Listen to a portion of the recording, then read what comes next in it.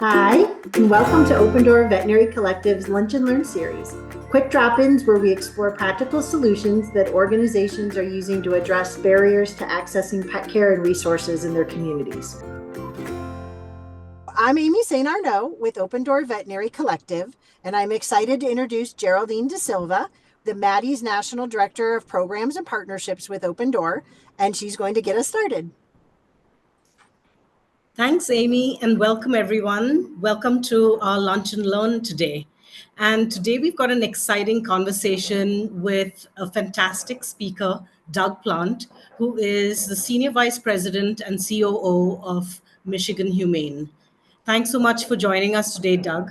Today, Doug's going to be talking about integrating a whole bunch of vital services at Michigan Humane, which he oversees in order to increase access to care. So today we've got like a whole lot of questions, which we're going to try and squeeze into a little bit of time. And so we're going to dive right in.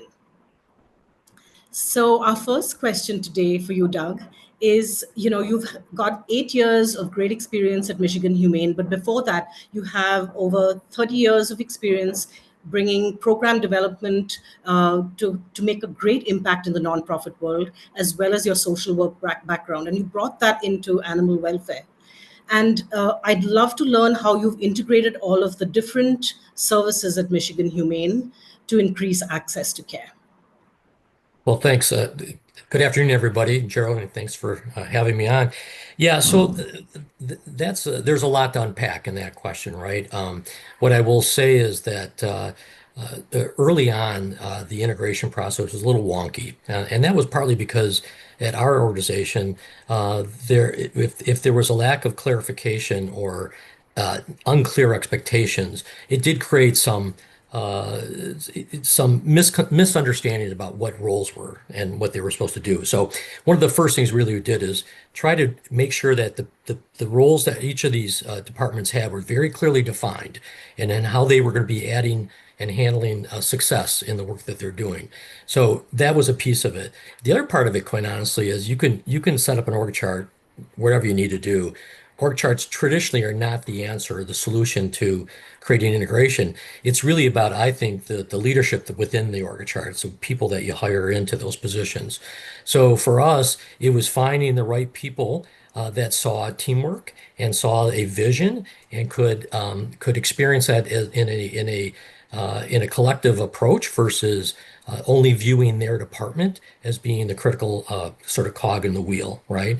So what we did though is we spent some time early on looking at successes that happened because of the integration practices, and we would hold those successes up as a way to reinforce the fact that people are getting recognition throughout the organization, changes are happening, positive changes are happening, and most importantly, the clients and their pets are being treated very, very well.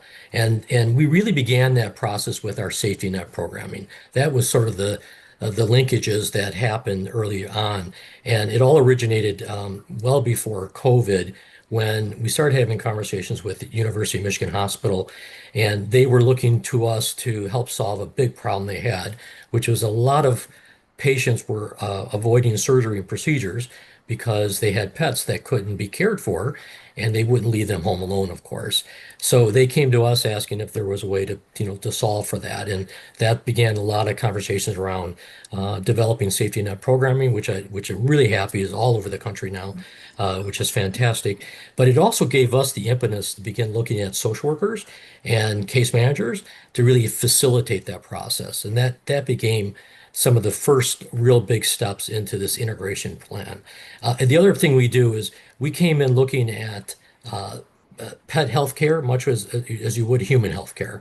My background, a lot of social service work, but also human healthcare as well. And there's a lot of parallels between human and pet healthcare in terms of the continuum of services that are offered, right? So you have sheltering services, which are really the inpatient.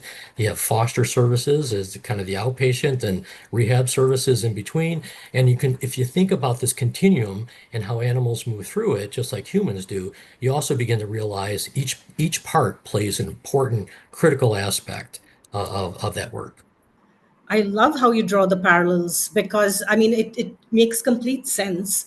And I know that there are a lot of organizations that want to hire social workers, and like what's the process that you went about to actually bring social workers in? Like where did you even start these conversations, and where did they fit in within your organization structure? Like which department, how did you identify where they fit in, or was it Yeah, across all yeah. departments? Well, it didn't start at 60 miles an hour. I can tell you that much, right? Yeah. In terms of Mhm. bringing social workers in. What we actually did was, with my background, I started working with actually a social worker, a trainer out of Wayne State University, and she and I put together a curriculum that we called the Navigator Series, and it was designed to train all of our external facing folks, which is about 60 to 70% of the people in our shelter or clinics and other locations. And it was designed to train them on empathy, asking the second question, motivational interviewing, sort of basic elements of really strong relationship management, and also kind of some people call it social work light, right? Just some of those techniques and skill sets. And we trained a couple of cohorts of folks within our organization, including veterinarians, techs, CSRs, right? You name it, just about anybody that interface with clients. Because what I wanted them to do is begin asking that second question after we help them with the original complaint or concern. What else can we help you with, right? And what usually stops people from asking that question, Geraldine, you know this, is that they're afraid of the answer, right? They're afraid, well, I need help with human food, or I need clothing, I need diapers for my child, I need this or that. And no one wants to ask that question if they don't have the answers, solutions. So that program was really designed to start to show our staff that you have the answers at your fingertips. So it's just a matter of being able to access them quickly and do the right thing and share that with them. I feel very strongly as a social worker that when you run into needs of an individual or a family member, we're obligated, especially because we have such great access to pet owners and pet parents, because they trust us inherently. And I've been in the social work field many, many years. I've never seen the level of rapport and instant trust that's developed between the owners of pets and those of us who work with pets because of their faith in us and confidence in us. And with that comes a responsibility to be able to say, I want to help you with other things that are getting in the way of of being able to keep your family safe, secure, happy, healthy, right? Including your pet. So that's part of what we did. So we trained everybody up as much as we could, and then we hit a wall. And that wall was there wasn't time in the day for people to sit and have those kind of conversations with people. But it became really clear that those were the kind of conversations that we needed to have. We had so many people coming into our facilities, and we have a shelter in the city of Detroit, 35% poverty rate, 51% of children live in poverty. There's no real public transportation. So it's really critical that we be ready, that there's going to be basic needs that are going to have to be handled or managed or referred to assist families if they're going to keep their pet and they want to keep the pet safe and healthy, right? So yes, that's kind of the start, and then that with the support of our board and Matt Pepper, who's our CEO. Matt saw the vision that I helped to develop, which was the social workers play a really critical part in this role.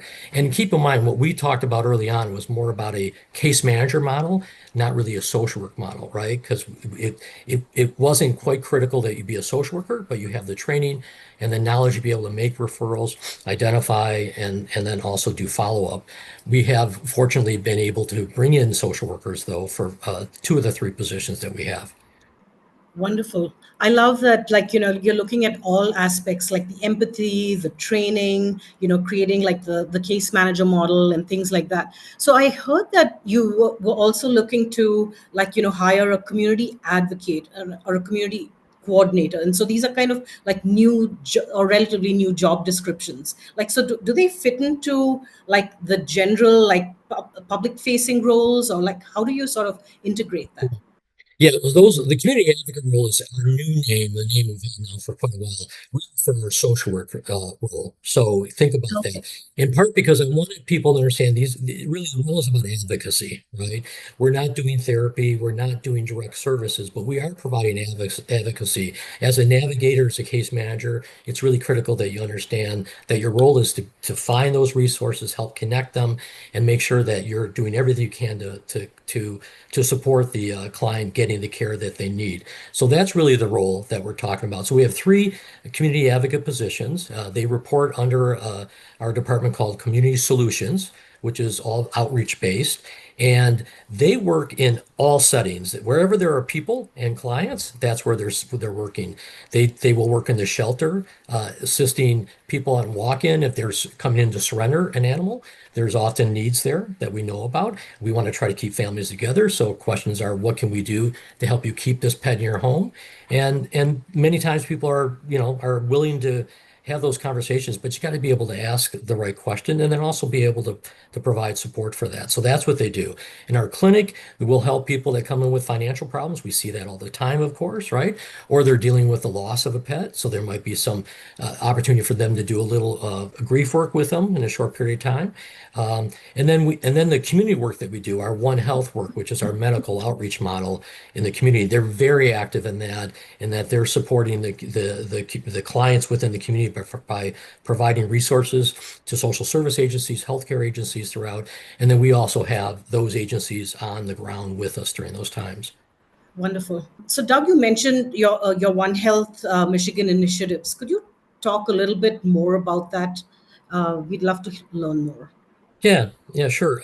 So again, this is something I know that's starting to percolate all over the United States, which is fantastic. But it's really about building partnerships with organizations outside of animal welfare as well as inside, but mostly outside when we talk about the One Health model. And it's around utilizing their strengths and their resources to support the work that's going on in the pet and in the home, right? So, for example, all of us do these giant vaccine clinics, right, where people come 3 or 4 hours in line. We see 300 or 400 pets. We take care of them, but the parents are the owners are standing there in line. What we do is we invite social service agency, healthcare agencies to come out and be a part of that experience.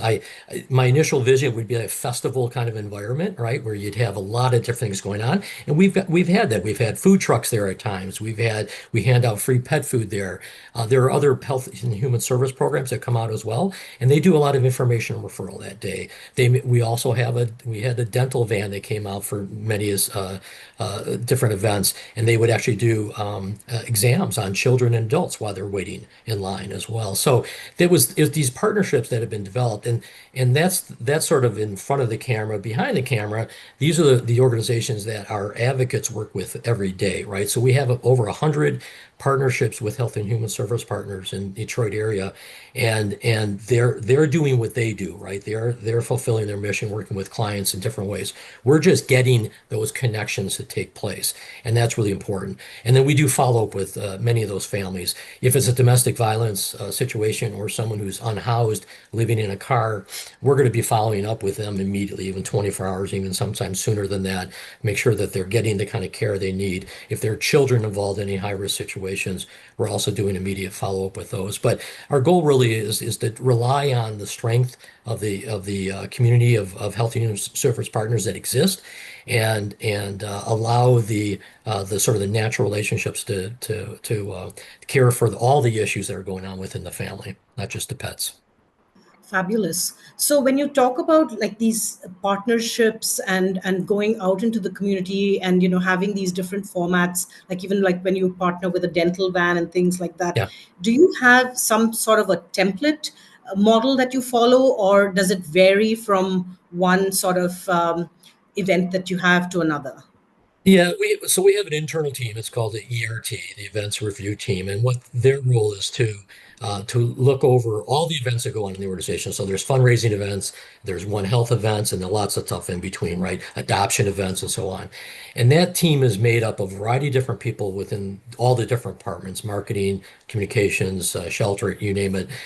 And what we'll do is we will sit down, depending on the time it's a certain time before a big vaccine clinic, for example, and we have a template of all the different checking the boxes that we need to do, including these relationships that we're talking about. So someone is responsible for following up on the key relationships that are going to be coming from Health and Human Service partners as well as we have someone that might be following up with animal welfare organizations that might be coming out for like our adoption events. And so that template is something that we use. It assigns responsibility and accountabilities. It has timelines attached to all of that. I'm sure other organizations do a lot of those kinds of things. It's a really good planning tool, but it's something that we rely on to make sure that we're not missing anything and we're taking advantage of everyone's opinion and thoughts, input. And then we always do a debrief after our big events to make sure that we assess any issues that went on and how to correct those as well. I love how structured the planning and debrief sounds. It almost sounds like that itself is a template that you follow. And so, other than actually having your One Health initiatives and these events, is there any sort of are there any tips that you can give our listeners in terms of how you carry out your outreach? Because I remember Matt Pepper, the CEO of Michigan Humane, talking about how you're focusing more on bringing your services directly into the community rather than investing in buildings and structures. And I love that model because it's all about actually being in the community, recognizing the needs and responding. So can you tell us a little bit more about how you go about that? Yeah, sure. So, we have a saying around our place, which is we're not going to shelter our way out of this problem that we're going through right now, right? I mean, the shelters are really critical, just like hospitals are very critical. But here's the reality. We got a lot of healthy animals that are sitting in our shelter today that if they were in the community somehow, right, being taken care of, first of all, they would be in homes, right? But we would not then have the systems that are jammed up in our shelters because we have too many animals. So that's a big thing. So the impetus for us is to really to try to focus on reaching into the communities where folks are. In Detroit, transportation is a huge issue, like probably a lot of major cities, and again, poverty rates are very high, and owning a car it's extremely expensive in the city. It's 3 times as much as any locale outside in the suburbs. So having a car when 17% of Detroit residents make less than $10,000 a year. Those are the clients that we're seeing a lot of, right? So they're not going to have resources to get to us. So we've been looking at heat maps and census tracts and surveys and all the things that we can do to find out where are the individuals, where are the populations of folks that have the greatest need in the city of Detroit and outlying southeastern Michigan. And then we try to identify locations where we can bring our resources. So we'll bring those vaccine clinics I mentioned. We'll do these smaller pop-up clinics, which are anywhere from 30 to 60 animals that we'll do in a few hours there. We'll do just public events where we'll table with them and share information. Our field services team, which is our cruelty and rescue team, will go out and they're doing 80% education most of the time, right?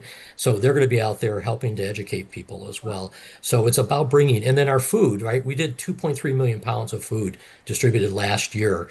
And what we did differently than we had done in previous years was moving the food into the community and gave it away there versus having people come to our single location.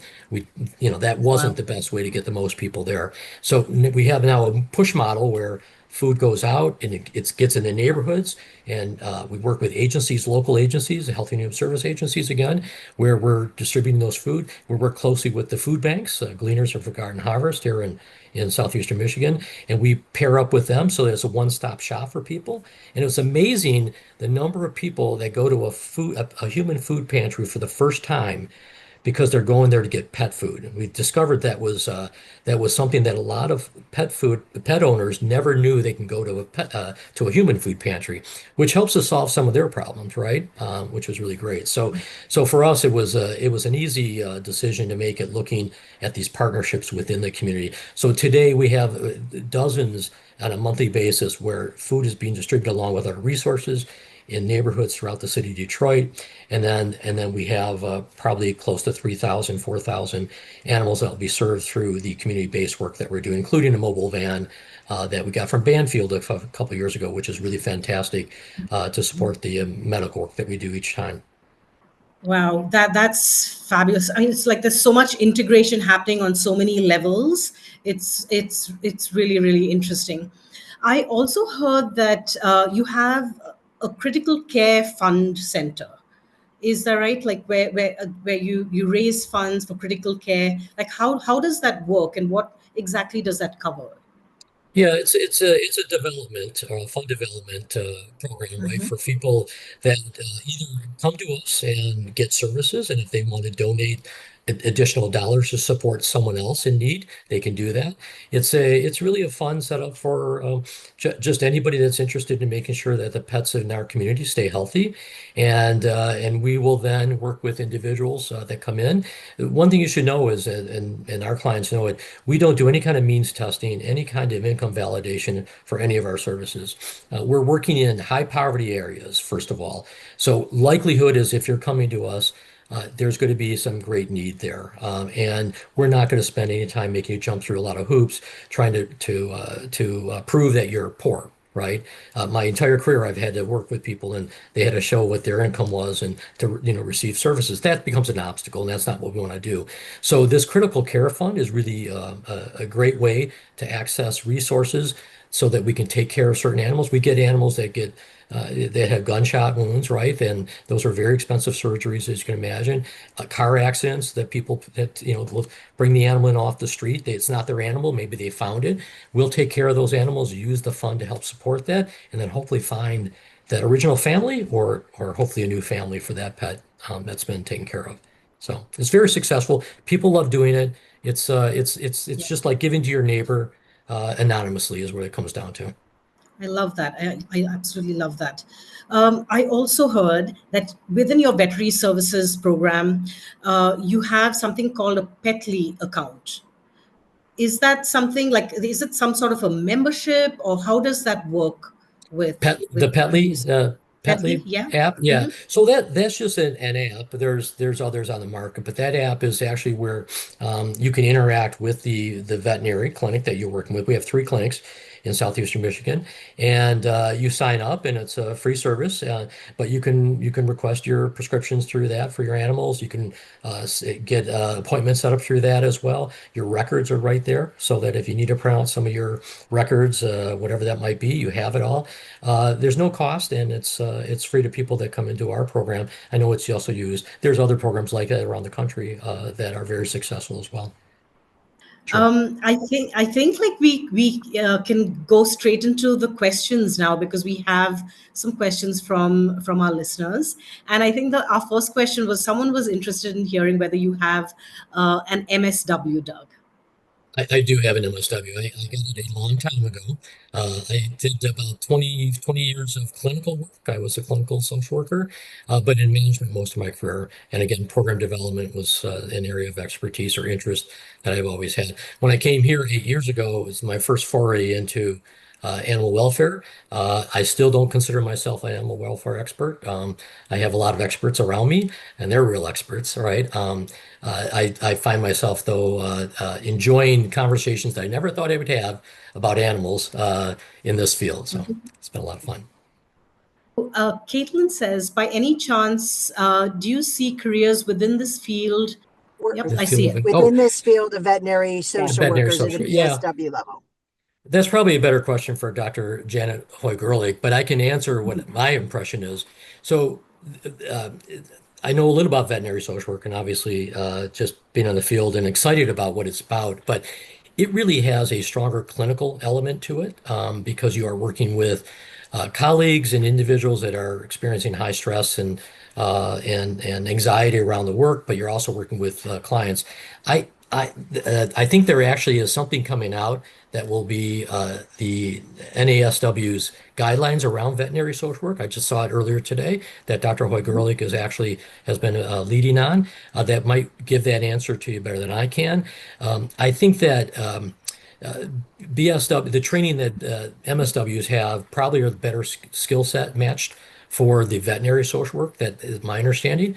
That should probably explain it better than I can. But I will tell you that we have a BSW and an MSW as two of the social workers. The other third person we had who just recently left for a new role, who was great. She had she had an MA in anthropology, and if you know anything about anthropology, it's actually a great degree for this kind of work. It's all about culture. It's all about relationships and understanding the larger sense of society.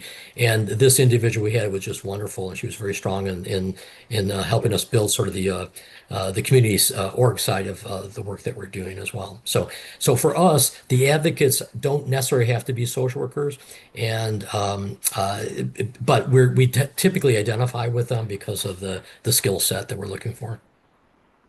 Thank you, Doug. Mhm. So the next question is, what is the interest in integrating a community advocate into operations, including financing of such a role, and other than an MSW? What background would fit this role? That's a good question.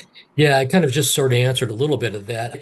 So I Mhm. think the interest though is when I started, this is the story I always like to tell. When I first started 8 years ago, I heard the story that everyone knows that veterinarians didn't like people. They got in this field because they liked animals. Well, every veterinarian I met seemed very nice and they seemed to like people. So I asked them, what's that really about? And of course, it wasn't that they dislike people. Sometimes they dislike people, like we all do. But what it was is people are messy, right? Families are messy. Animals are messy, but you're trained. You know how to handle it. You know what to do, and you got it there. You want to fix it. You can do it.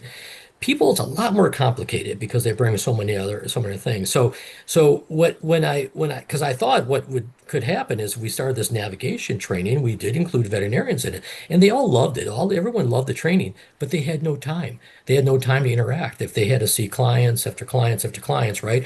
And they couldn't spend a lot of time working on the sort of human side of the business. So for me, the interest is how to solve that problem. And that's where we then began to identify we really needed to bring in, at the time, we only brought in one or two.